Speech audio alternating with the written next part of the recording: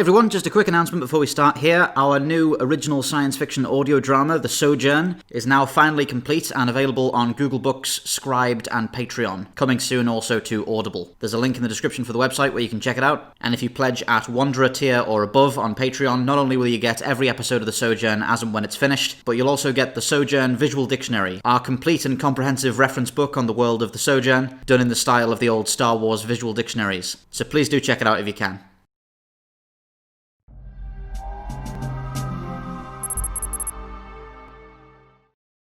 Hey everybody, Daniel from Spacedock here. Now, I was doing some tweeting the other day, as I often do. You can follow it at SpacedockHQ if you're interested. And I tweeted about something that I thought was a pretty universally known fact, and was surprised to find that most people didn't really know about this. So I thought maybe it warranted a unscripted short. You see, the excellent Malevolence arc from the first season of Star Wars The Clone Wars is actually quite closely based on the hunt for the Bismarck in the Second World War. It emulates those events very deliberately in its writing, and the Malevolence as a ship is clearly designed to be an emulation of the Bismarck, and the parallels are nearly constant. The first and most obvious point is that the Malevolence is a big, massive, expensive super battleship that represented an enormous financial investment by the Confederacy, just like the Bismarck was for 1930s and 40s Germany. The Malevolence arc starts with the Malevolence itself destroying a large portion of the Republic home fleet, which is a very deliberate emulation of the Battle of the Denmark Strait, where the Bismarck quite famously destroyed the HMS Hood, which was the flagship of the home fleet and the flagship of the Royal Navy at the time. Again, much like in real history, the Malevolence then immediately becomes the target of a massive hunt, being the primary focus of the Republic Navy for a good time. And this all happens quite early in the war, again mirroring the timing of the hunt for the Bismarck. This basically puts the Malevolence on the run, unable to really do anything that it was supposed to be doing, and for a while it looks like it might escape until it suffers damage from torpedo bomber attack, the ultimate result of which is that it gets caught up with by warships, mobbed, and then destroyed. This is exactly the fate that the Bismarck met after its rudder was disabled by swordfish torpedo bombers and could no longer escape the fleet that was chasing it. Now, while all of this allegory is very interesting in of itself, and it's cool to see this kind of inspiration taken from history in the writing, this overall delivers one message that can be easily learned from history that is sort of an uncharacteristic message for Star Wars, and that is that giant, super expensive military projects generally don't prove to be sensible ideas, because if you pour an enormous amount of economic investment into one thing, no matter how good it is, it immediately becomes the primary target of absolutely everything the enemy can throw at it until it is taken out of relevance. If you make a ship too big and too scary and too much of a threat in of itself, it will only end up facing overwhelming numbers in no time at all, and then it's dead. It's what happened to the Bismarck, and it's what caused other massive battleships like the Tirpitz and the Japanese Yamato to remain in port for basically the entire war, because it became too much of an economic risk to put this giant, expensive thing anywhere out where it could be hunted down and destroyed. Those kind of resources are almost always better applied to a larger number of smaller ships that can raise the threat level across multiple theatres and never present a single Achilles heel whereby an enormous percentage of the overall military strength of the fleet can be taken out in one attack. The Confederacy seems to learn this lesson after the Malevolence is destroyed. The Galactic Empire certainly never learnt this lesson, as the Death Star is frankly the ultimate example of putting too many eggs in one basket, as is rather nicely commented on by Thrawn in his book series. But if nothing else, I hope this was of some interest to you. I'd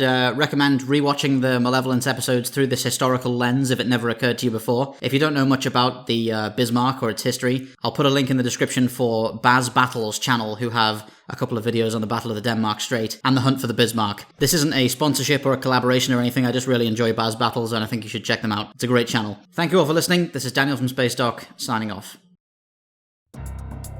Thank you for watching Spacedock. If you're interested in supporting the channel, please do check out the links on the screen right now or in the description below for our Patreon and channel membership services. Anything you can pledge goes towards improving our team and our equipment and allowing us to put together bigger and more exciting video projects for you guys on the channel.